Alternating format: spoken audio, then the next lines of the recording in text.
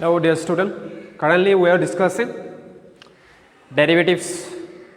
Already you got the first video of derivatives, or you can say differentiability or differentiation. Differentiability is nothing but it's one kind of derivative testing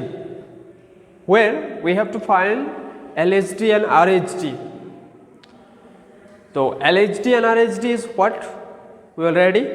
told in previous live class. So let's start your exercise 5.1 to SWA. You can see the book, exercise 5.1. We already discussed the formula required for solve this type of questions in first year and previous live class also. So we can easily do this type of numerical. So see the exercise 5.2. Exercise 5.2 till question number 5 we have already done. See the question number 6. What is the question number 6? Question number 6 what is it? Here the function is given as cos of x cube into sin square x to the power 5. Cos of x cube into sin square x to the power 5. এটো দিয়া আছে ইয়াৰ কি উলাব লাগে ডিফাৰেন্সিয়েশন উলাব লাগে to find the differentiation of this function ইয়াৰ differentiation উলাবলৈ হলে what we have to do first এটো এটা ফাংশন আছে suppose এটো u এটো v we already discussed the formula of u into v দুটা ফাংশন যদি মাল্টিপ্লাই হৈ থাকে তাৰ ডিফারেন্সিয়েশন কি হ'ব ddx of u into b আকৌ মই কৈ দিছো u into dv by dx plus v into du by dx এটো প্লাস আছে হেতু হ'ব আমাৰ required formula for this question এতিয়া ইয়াতে u আৰু b টু কি হৈ আছে cos x cube to u হৈ আছে আৰু sin square x power 5 to v হৈ আছে তো ইয়াৰ ডিফাৰেন্সিয়েশন ওলাব লাগে ddx of this তো ইয়াতে মই ফাৰ্স্টত কি কৰিম এটুক মই কনস্ট্যান্ট বুলি লৈছো cos x cube into ddx of sin square x power 5 plus sin square x power 5 into ddx of cos of x cube. We already know the chain rule. Chain rule to আমি already জানো ইয়াতে chain rule apply হ'ব এটো cos x cube হৈ গল ddx of sin square x power 5 ইয়াতে function টো আহাৰ আগতে স্কয়াৰ টো আছে তো sin x power 5 ক এটো মানে এলেকুৱা টাইপৰ আছে স্কয়াৰ তো স্কয়াৰৰ ডিফাৰেন্সিয়েশন আগত লিখিম দ্যাট ইজ x স্কয়াৰ হলে কি হয় 2x 2 sin of x power 5 into according to chain rule x ৰ জায়গাত ইয়াতে কি আছে sin x power 5 তো ddx of sin x power 5 লিখিব লাগিব plus sin square x power 5 into ddx of cos x cube এই x cube ক তুমি x বুলি ইমাজিন কৰা what is the differentiation of cos x minus sin x that is x cube হ'ব again যেহেতু x ৰ জায়গাত x cube আছে ddx of আমি x cube লিখিব লাগিব here it is ddx of x cube অলপ তলত লিখি দিছো দেখা পোৱা নাই চাগে ddx of x cube ইয়াতে চোৱা এতিয়া এইখিনিটো হৈ গল এতিয়া sin x to power 5 এটা 2 টু মই আগত লিখিছো cos x cube into sin x power 5 ddx of sin x power 5 that will be cos x power 5 x power 5 ক তুমি x বুলি ইমাজিন কৰা then sin x or differentiation কি হয় cos x again you have to apply chain rule ddx of x power 5 যেহেতু x নাই x power 5 আছে x ৰ জায়গাত তাৰপিছত মাইনাস এইটো মাইনাস টো আগত আহি যাব sin square x power 5 into এইটো আহিলে sin x cube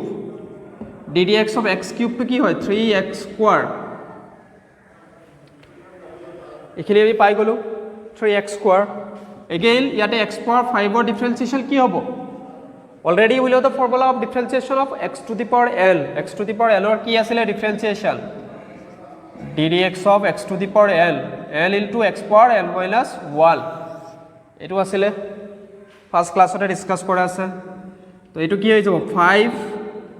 5 into 2 মই ডাইরেক্ট লিখি দিছো 5 into 2 টেল x power 4 cos x cube sin x 5 x to the power 5 cos x to the power 5 minus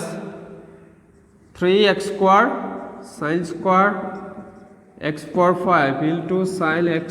cube is our final result. To next question to solve 6 episode ki asa question number 7 to solve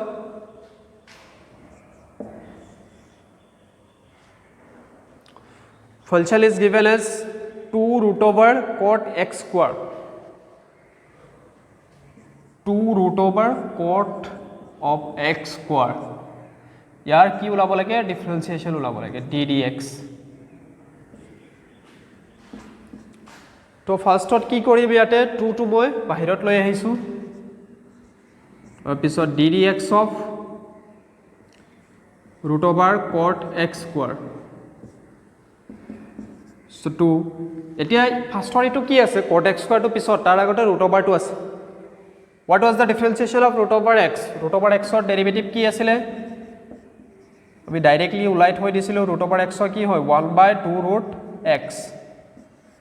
1/2 root x we will apply this here 1/2 root over x cot x square into chain rule লাগিব ddx of cot x square this 2 and this 2 are cancel root over cot x square into ddx of cot x square what was the differentiation of cot x to hoy minus cos x square x to minus cos x square yate x square hobo yate because theta to x square ase to ako chain rule lagibo ddx of x square uliabo lagibo x square differentiation to agot likhi dia 2x eto minus sign to yat likhi disu cos x square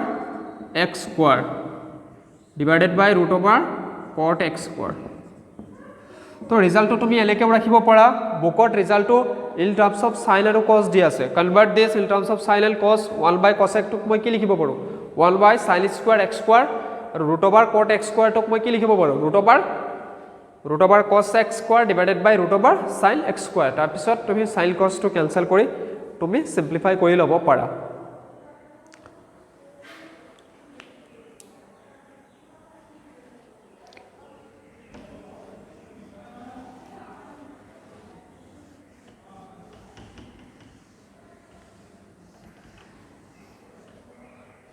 move to next question number 8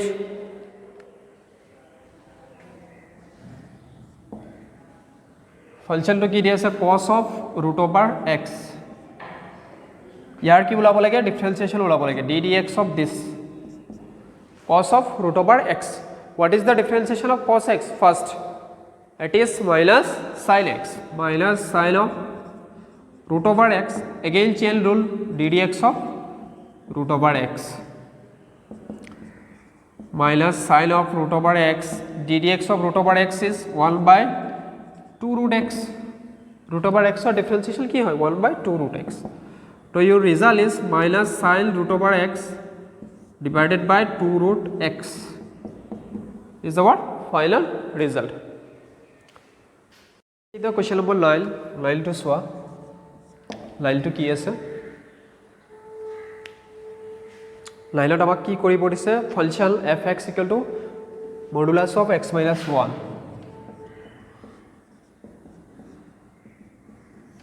এটো ফাংশনটো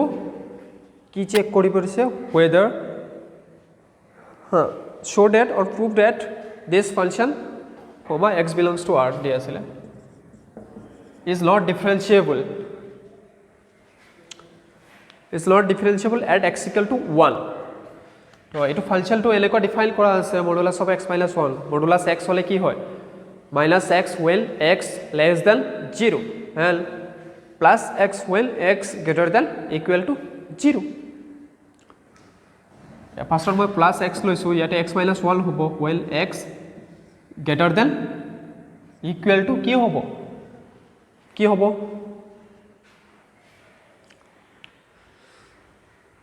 when x greater than equal to ইয়াত 0 হ'ব নে কি হ'ব x minus 1 is greater than equal to 0 তো x is greater than 1 আৰু ইয়াতে minus আহি যাব আগত x minus 1 when x less than 1 এটো আহিব ফাংচনটো আমি যদি ফাংচনটো অলপ ডিটেইলছত লিখো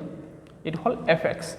এতিয়া দেখুৱাব লাগে এটো x equal to 1 পইণ্টত কি হয় ডিফাৰেন্সিয়েবল নহয় ফাংচনৰ ডিফাৰেন্সিয়েবিলিটি চেক কৰিব লাগে তো f of 1 উলিয়াই লৈছো আগতে মই f of 1 টো আমাক লাগিব f of 1 কিমান হ'ব 1 minus 1 that is 0 f of x plus h or 1 plus h to উলিয়াই লব পাৰো মই lhd উলিয়াইছো lhd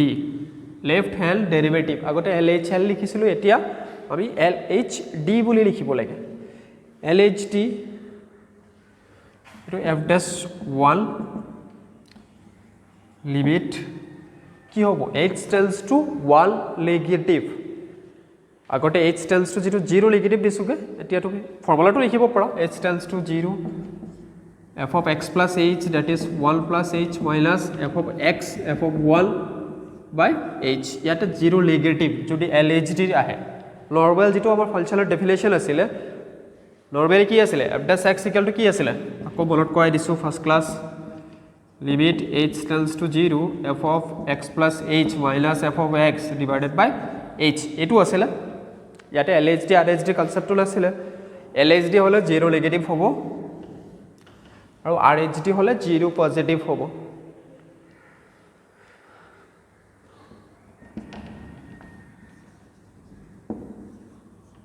এটা 0 নেগেটিভ আছে f of x নেগেটিভ হোৱাৰ লগে লগে কি হৈ যাব 0 সে লেস যদি হয় এটো 1 minus x হৈ যাব মানে এটো ফাংচনটো হৈ যাব 1 minus এটো 1 plus h minus f of 1 to 0 divided by h এটোক যদি আমি অলপ সিম্পলিফাই কৰো 0 to 0 আছে 1 minus 1 ক্যান্সেল তো minus h থাকিব তোমাৰ limit h tends to 0 negative এটো থাকিব minus h by plus h that is minus 1 we got lhd as minus 1 এতিয়া মই rhd উলাই দিছো এটো lhd উলাই গল lhd to পালো অলৰেডি এটো থাকক কি খেলি মই এটো সাইডে লেফট সাইডে কৰিছো এতিয়া rhd at x equal to 1 rhd অকল ইয়াতে h to 0 পজিটিভ লিখিলো f of 1 plus h minus f of 1 divided by h এতিয়া কিন্তু f of 1 plus h to কি হ'ব only 1 plus h 1 minus এটো নহয় 1 plus h minus 1 so f of x to যেহেতু x minus 1 হয়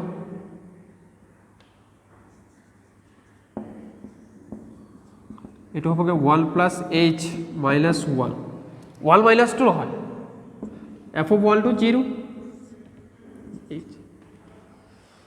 এটো f of x to এটো ডিফাইন কৰা আছিল তো f of 1 plus h to উলিয়াই লৈছো f of 1 plus h to কি হ'ব এটো x ৰ জাগাত 1 plus h বহাই দিয়া ফাৰ্স্টটো হ'ব পজিটিভ যেহেতু আছে 0 পজিটিভ আছে 0 পজিটিভ মানে ইয়াতে কি x minus 1 to ফাংচনটো এলেকেও চাই লব পাৰে greater than 0 x minus 1 is less than 0 এতিয়া বেছি ভালকে বুজি পাবা নহলে ডাইৰেক্ট x greater than 1 দিলে আকৌ কৈছো 1 লিখোতে 0 কনসিডাৰ কৰি লিখিছো তো এটা কনফিউজনটো বেছি ক্ৰিয়েট কৰিব এটো যদি এতিয়া ক্যালকুলেট কৰা 1 1 ক্যান্সেল হৈ যাব h লিখিয়ে দিছো এবাৰ limit h tends to 0 positive তো থাকিব h by h that is 1 এটা ওলালে -1 আলটো ওলালে +1 therefore lhd is not equal to rhd lhd is not equal to rhd so function is not differentiable at x equal to 1 therefore f is not differentiable